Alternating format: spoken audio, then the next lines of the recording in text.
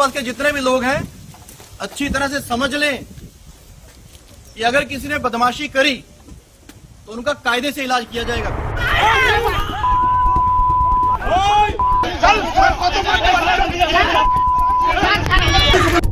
বিচ্ছিন্নভাবে হলেও দ্বিতীয় দফা ভোটের আগে অশান্তির ইঙ্গিত মিলেছে বাংলায়, কিন্তু ভোট শান্তিপূর্ণ করানোর চ্যালেঞ্জ নিয়েছে নির্বাচন কমিশন। আর তাই দ্বিতীয় দফার ভোটের স্ট্র্যাটেজিতে বদল আনলো কমিশন। ডায়মন্ড হারবার, ভাঙড় সহ দক্ষিণ চব্বিশ পরগনার স্পর্শকাতর এলাকায় বিশেষভাবে নজরদারি চালানোর সিদ্ধান্ত নেওয়া হয়েছে। চিহ্নিত করা হয়েছে রেড জোন, তৈরি হয়েছে দুষ্কৃতীদের তালিকা। দ্বিতীয় দফার আগে কমিশনের বিশেষ ব্যবস্থা বোঝা গিয়েছে সোমবার বিকেলের দিকে।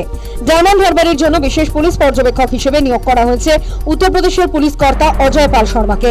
এনকাউন্টার স্পেশালিস্ট এই পুলিশ কর্তা রাজ্যে পা দিয়ে দাবাং মোড়ে কেন্দ্রীয় বাহিনীকে নিয়ে শটান হাজির একদম ফলতা তৃণমূল প্রার্থী জাহাঙ্গীর খানের বাড়িতে। রীতিমতো চমকে এলেন তার বাড়িতে গিয়ে। ভোট অবাধ ও শান্তিপূর্ণ করানো যে কমিশনের কাছে চ্যালেঞ্জ তার বলার অপেক্ষা রাখে না। দুষ্কৃতী অশান্তি সৃষ্টিকারীদের বোতলবন্দি করার নিদান আগেই দিয়েছিল নির্বাচন কমিশন। দ্বিতীয় দফার আগে সেই কাজে আরো জোর দেওয়া হলো। প্রশাসন সূত্রে খবর, গত 36 ঘন্টায় 1453 জনকে গ্রেফতার করা হয়েছে। ধৃতদের মধ্যে বেশ কয়েকজন কাউন্সিলরও রয়েছেন। মুখ খুলেছেন রাজ্য বিজেপি সভাপতি শ্রমিক ভট্টাচার্য।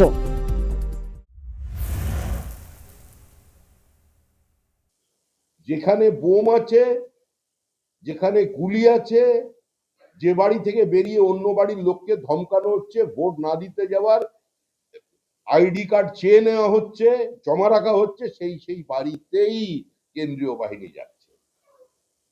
যারা ভোটদানে বাধা দেওয়ার চেষ্টা করছে, অশান্তি তৈরি করার চেষ্টা করছে, ভোট শতাংশ কমিয়ে দেওয়ার চেষ্টা করছে, মানুষের মধ্যে আতঙ্ক তৈরি করে, তাদের বাড়ি যাচ্ছে। গ্রেফতারের নিরিখে সব থেকে এগিয়ে পূর্ব বর্ধমান জেলা। এই জেলায় গ্রেফতার করা হয়েছে 479 জনকে। উত্তর চব্বিশ পরগনায় 319, দক্ষিণ চব্বিশ পরগনায় 246 জন গ্রেফতার হয়েছে।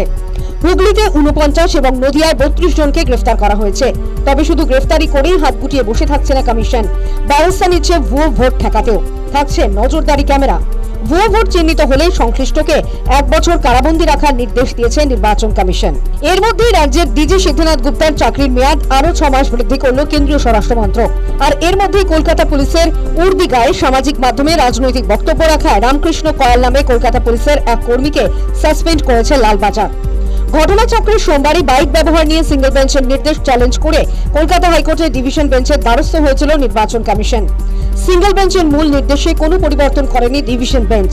বিচারপতি শম্পা সরকার ও অজয় গুপ্ত ডিভিশন বেঞ্চ জানিয়ে দিয়েছে, অবাধে গ্রুপে একসঙ্গে বাইক চালানো যাবে না, অর্থাৎ কোনো রকম বাইক র্যালি করা যাবে না, দুজনের বেশি বাইকে চাপা যাবে না।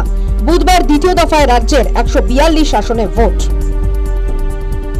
News time.